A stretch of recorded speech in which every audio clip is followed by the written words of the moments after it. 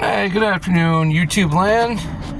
So, video today is apparently I've been seeing a lot more EBT and Section 8 shutdown type videos lately. So all these people that were freeloading off the system, they're kind of finding out the hard way that you actually got to work for a living. I find this kind of funny because I've met people like this back in my younger days when I used to do less than legal shit. There's a lot of these people. I mean, there is a lot of these people. A lot of these people, what they do is they get on public assistance, like EBT and Section 8, stuff like that.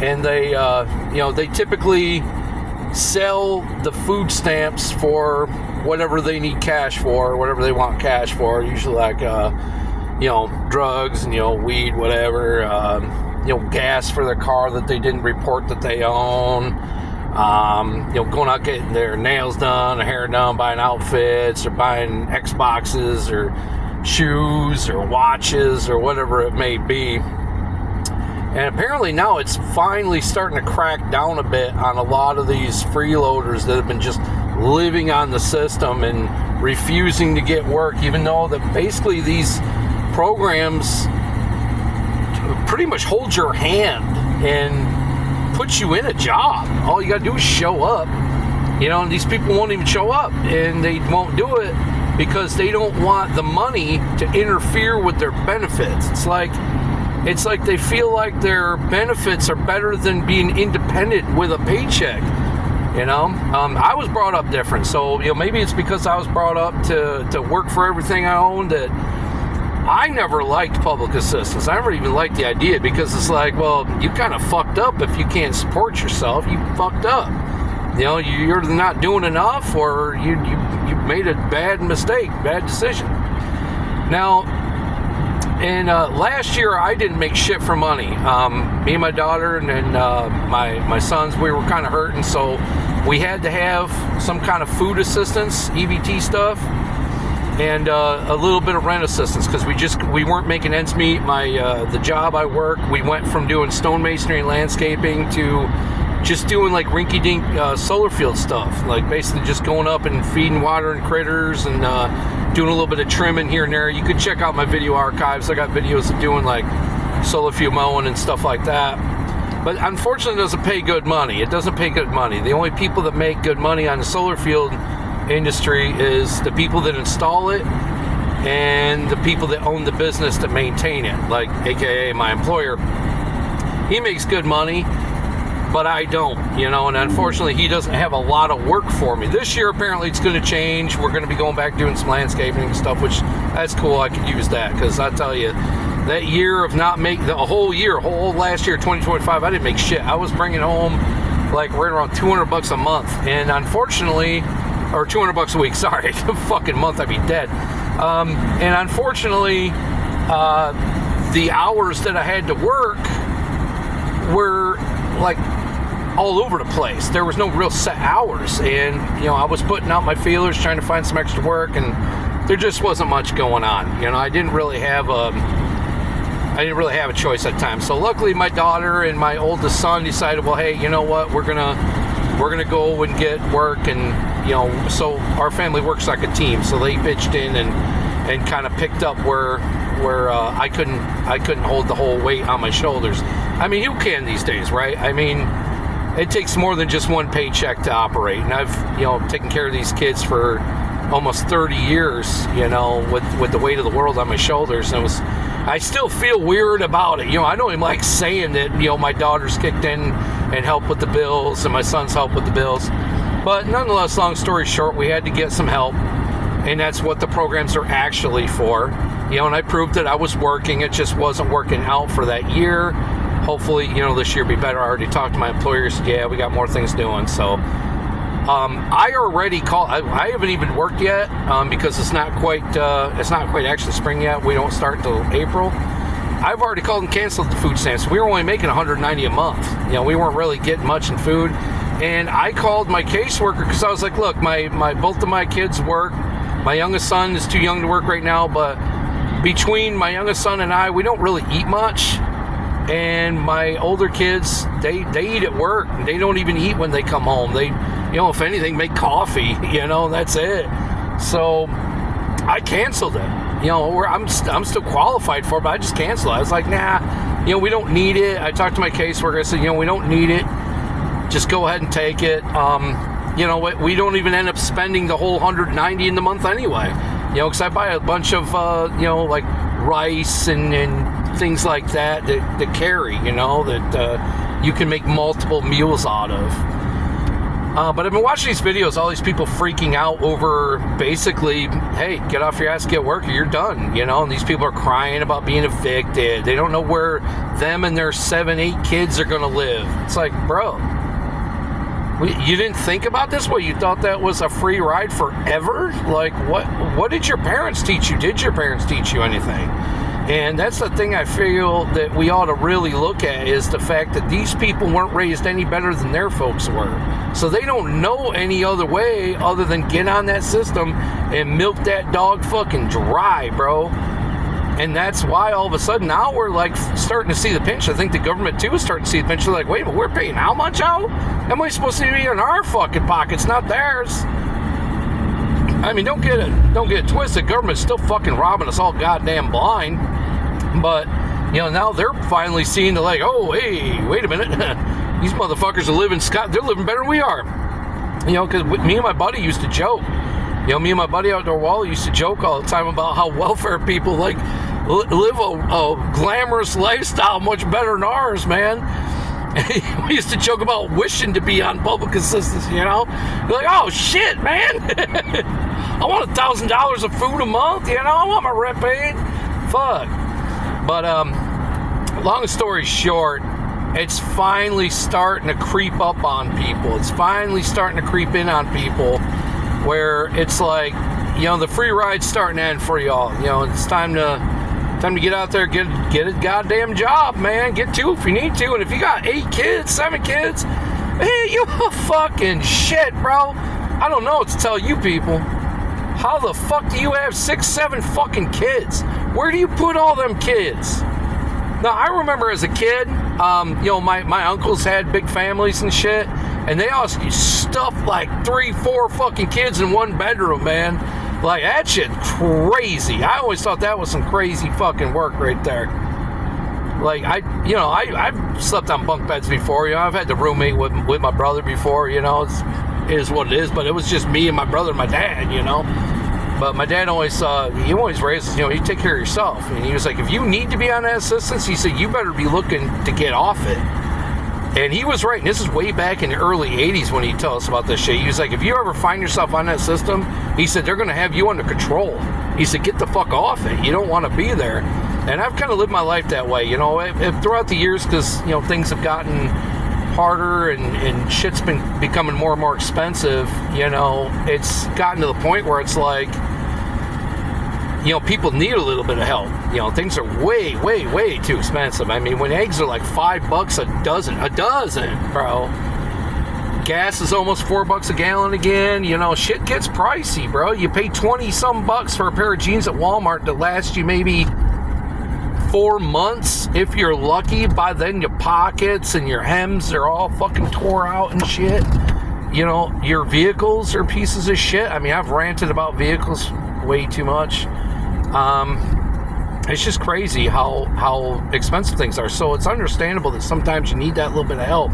But while you're on that help, you should be out there looking, man. Like, improve your station in life. Try to climb up. Like I've already told my employer, I said, if I don't got more work this year, to where I'm making a paycheck every week, then I gotta find something else, dude. Because, it's still that way. Honestly, if I got a call and said, hey, we got some concrete work or some stone work, I'm taking that shit. I'm like, fuck it. I gotta make some real money. If it breaks me, it breaks me at this point. I can't stand the idea of having to have Big Daddy government fucking issue me a fucking little bit of goddamn funds every now and then. I don't like that idea because, that comes with control. When you get assistance, you're controlled.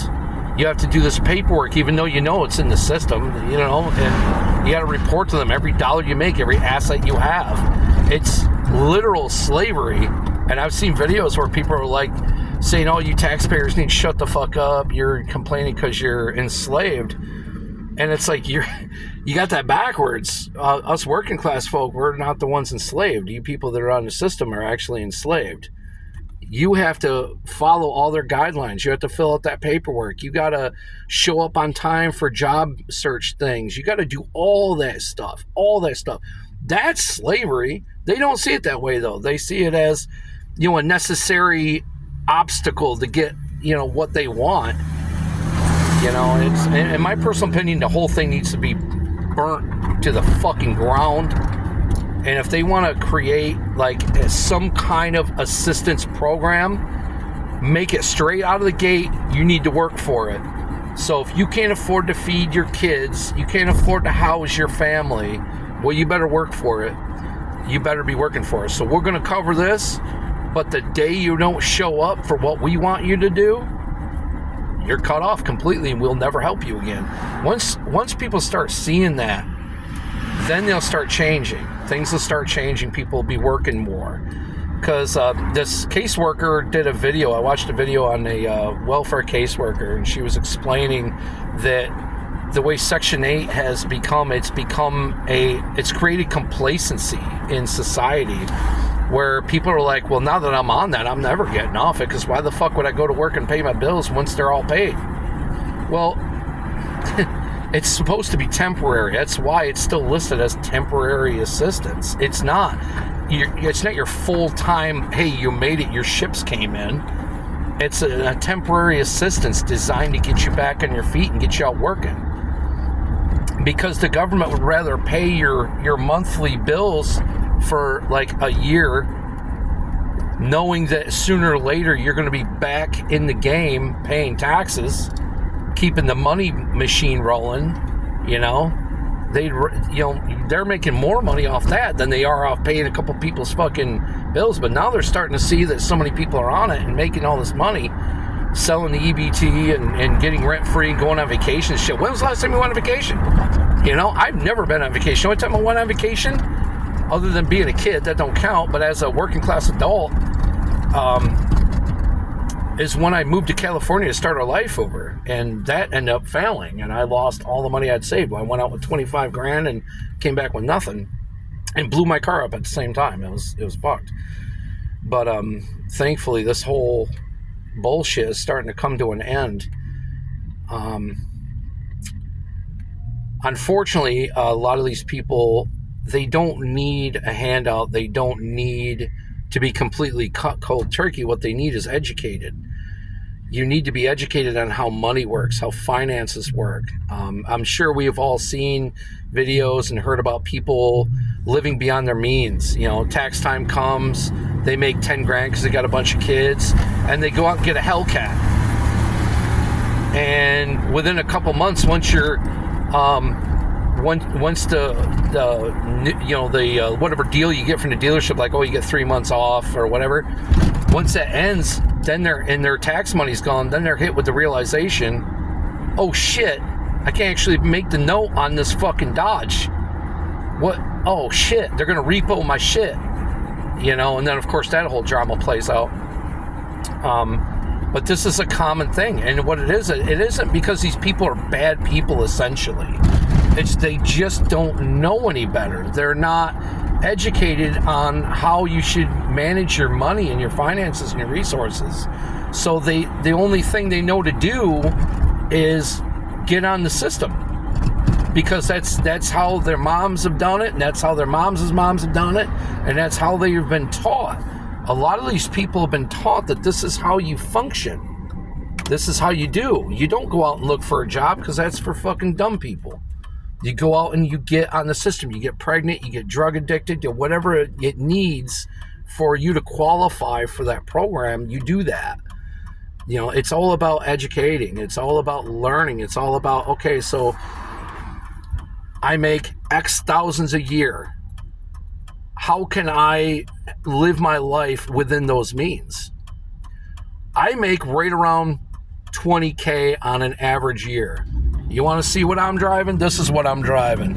A 2004 GMC pickup truck that has had more fucking work done to it in the last 2 months than almost any other vehicle I've ever owned. I mean, look at, I don't even got a fucking headliner, you know, but I'm living within my means. This is what I can afford. And you know what? I love this truck. I love this thing.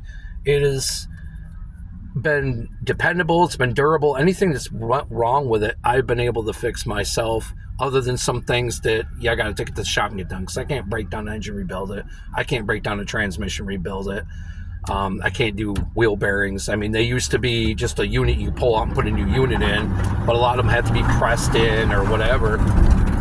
You know, there's some things I can't do, and I have to take it to the garage. But thank God that of late, most of the problems of this truck has been simple little things that I can just pop the hood and, you know, 30 minutes to an hour later, I got it back on the road again, you know. Insurance is, you know, what you would expect for a old pickup truck. It's like $150 a month. It's not the greatest, it's not the worst, but at least it's covered.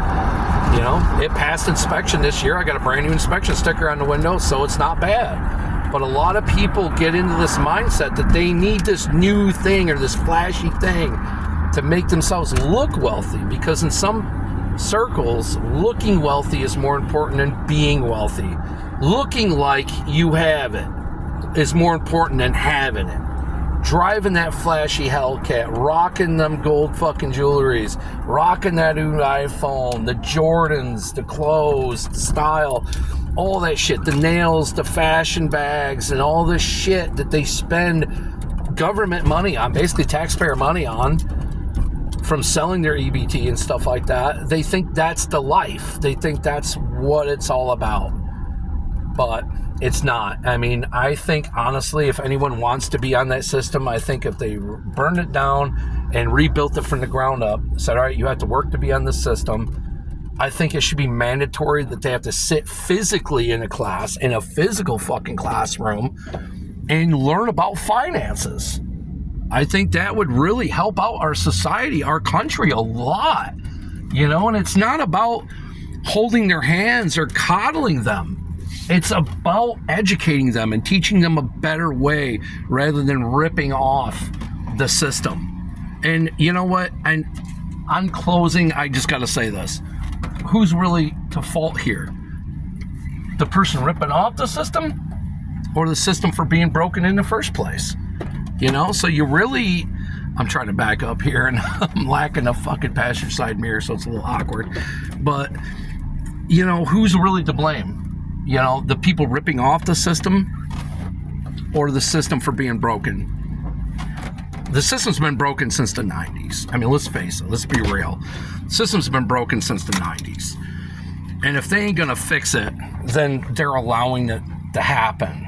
You know what I mean? And that's why in my heart, I feel that if there's going to be a public assistance program, first and foremost, mandatory that you learn about finances. Learn about living within your means and what the proper thing to do with money is. If you only make $20,000 a year, this is what you can afford. This is the lifestyle that you can live. These are the things you can buy for yourself. And it's not bad. It's just you tighten your belt loop a little bit. You don't go out to eat. You don't go out to the movies. You don't go out to the club. You don't have luxury items like that. But you scrape by. You make do. You know what I mean? I grew up in the country, so a lot of the things that we ever need, we either do ourselves or, you know, we wheel and deal. We trade. You know, that's how, as a kid, that's how I got into video games. We didn't have money for video games. Back then, the Atari was the big deal. It was the first one we ever heard of. And to get one, my brother built the stereo and traded it to his friend for an Atari and a box of cartridges. And then that's how we did. You know, when we wanted Nintendo, we traded for that.